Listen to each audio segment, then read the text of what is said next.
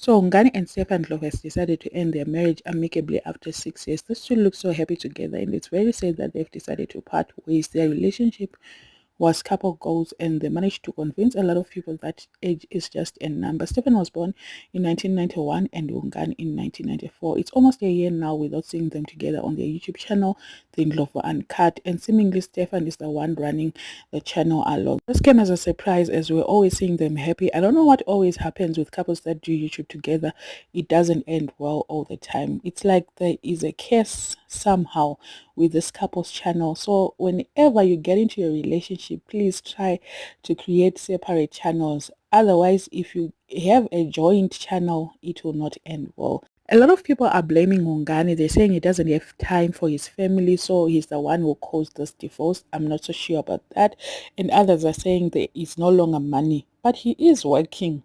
I don't know the money part, how much he gets also, but some are saying he doesn't have money at all. This woman wanted security. There was no security anymore.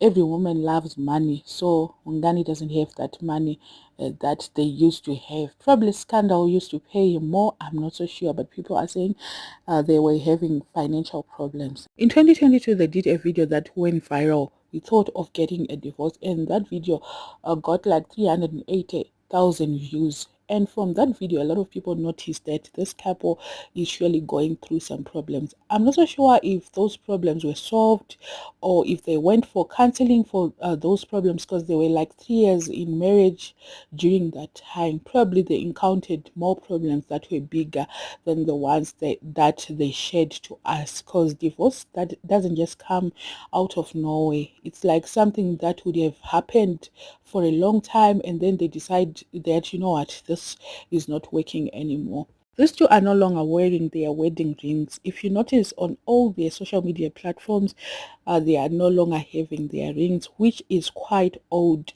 because these people were always wearing their wedding rings whenever they are like going anywhere, or on their pictures you'd see them with their wedding rings.